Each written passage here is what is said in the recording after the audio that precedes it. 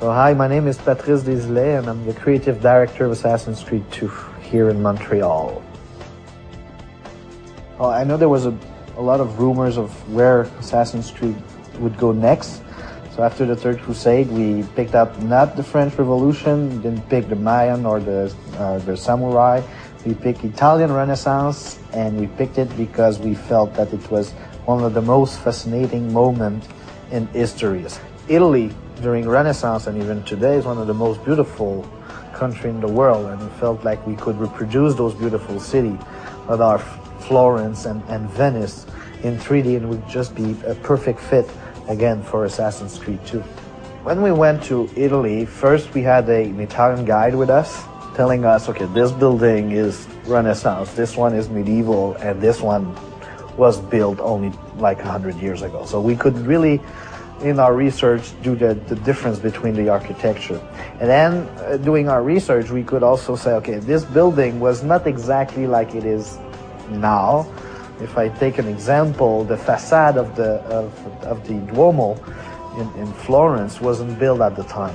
And the facade that you can see now, if you go there, is from the 19th century. It's gorgeous, but we cannot use it. But since it's Assassin's Creed and it's like a work of fiction, we bend the rules a little bit about that to make the game looks as good as possible.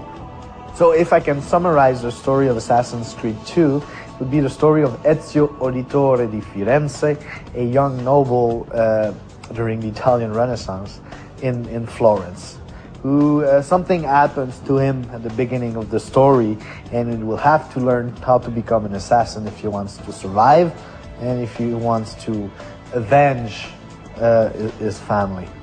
Vengeance is the first motivation of the main character, of Ezio. He does his thing first because of vengeance, and it will always be there. There's some characters that you will not be able to eliminate, so this vengeance upon those characters will still remain, but it's not the only motivation for the main character. The character is someone also that has friends, that makes friends with, he's really good socially, so you'll have a bunch of friends around him, and he will do missions for them. So it's not only about this vengeance thing, but it's the spark that starts it up. Ezio is a really different character, by the way, from Altair, the main character of Assassin's Creed 1. Altair was really a character about following the creed of the Assassin's Creed. He was a warrior monk, was really good and gifted at assassinating people, but not only that, but through running and climbing and fighting. Ezio has some part of Altair where he is gifted also. He's like, when he's young, he's got that prodigy, something about him that makes him special. You could see that, yeah, he's good at running, but he's good at running from fathers of really good-looking girls, more than, running from guards because he killed someone. So the main character at the beginning, Ezio, is really that guy who lives that dolce vita. And then that thing that will happen to him will transform, and the character that is really gifted will become really this master assassin, but still remain this character that loves life, that is a seducer of women, that has panache. What we want to give to players in Assassin's Creed 2, that is the main focus of our production and what we're trying to do. First thing is variety. Give more variety to the player, to the end user, than we did in the first game, where it was a bit repetitive.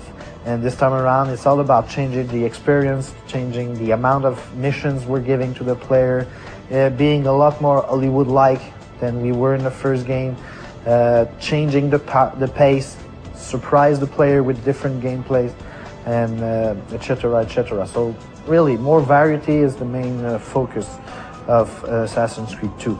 There will be a lot more wow moments in Assassin's Creed 2 than there were in Assassin's Creed 1 for sure. The structure is totally different, so without this structure that was a little bit constrain us in a way of doing mission. Without this constraint, we can make it like much more unique each time you play a mission, thus having more wow moment. Assassin's Creed 2 will be out on PS3, Xbox 360, and PC this holiday season.